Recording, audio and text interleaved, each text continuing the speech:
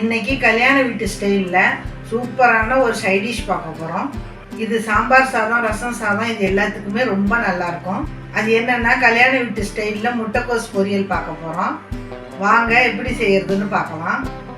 முட்டைக்கோசு பொரியல் பண்ணுறதுக்கு அடுப்பில் ஒரு கடாய் போட்டுக்குங்க. ஒரு 3 டேபிள் ஸ்பூன் பைத்தம்பருப்பை வாஷ் பண்ணி வச்சுருக்கேன். இதை கடாயில் சேர்த்துக்கலாம்.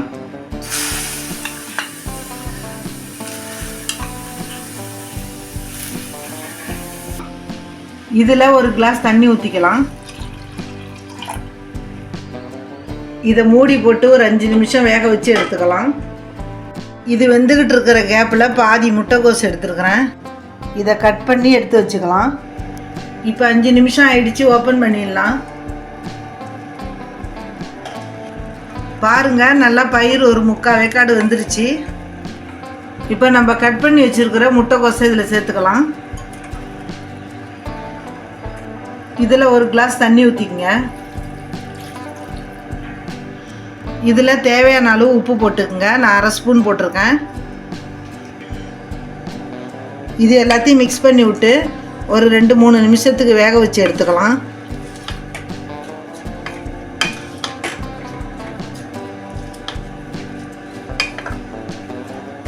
இப்போ இதை மூடி போட்டு வேக வச்சுக்கலாம். முட்டைக்கோஸில் நிறைய நன்மைகள் இருக்குது. கண் பார்வைக்கு, அல்சர் பிரச்சனைக்கெல்லாம் ரொம்ப நல்லது. இதில் நீர் சத்து அதிகமாக இருக்கிறதுனால யூரின் ப்ராப்ளம் இருக்கிறவங்களாம் இதை எடுத்துக்கலாம்.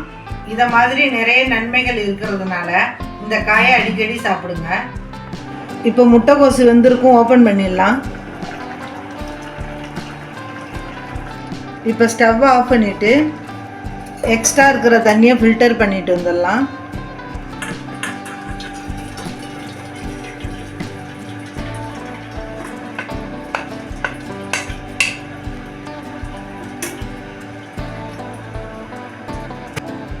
இது அப்படியே ஃபில்டர் ஆகிட்டே இருக்கட்டும். இந்த கேப்பில் அடுப்பில் ஒரு கடாய் போட்டு 2 ஸ்பூன் எண்ணெய் ஊற்றிக்கலாம். எண்ணெய் சூடானதும் 1/2 ஸ்பூன் கடுகு,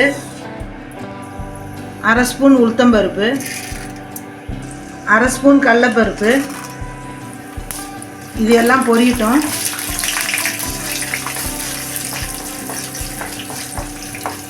இது பொரிஞ்சதும் ஒரு இனுக்கு கருவேப்பிலை போட்டுக்கலாம்.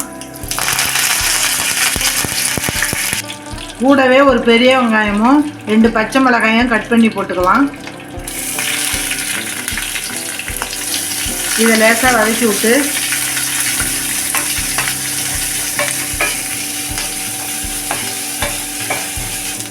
வெங்காயம் லைட்டாக வதங்கினதும் நம்ம ஃபில்டர் பண்ணி வச்சுருக்கிற முட்டைக்கோஸை இதில் சேர்த்துக்கலாம். இது கூடவே ஒரு கைப்பிடி அளவுக்கு தேங்காய் பூ சேர்த்துக்குங்க. இதை கிளறி விட்டு ஸ்டவ்வை ஆஃப் பண்ணிட வேண்டியதான்.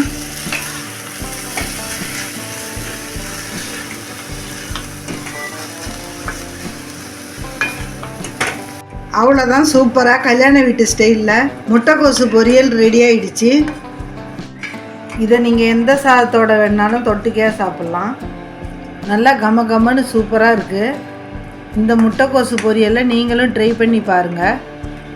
வீடியோ பிடிச்சிருந்தா லைக் அண்ட் கமெண்ட் பண்ணுங்கள்.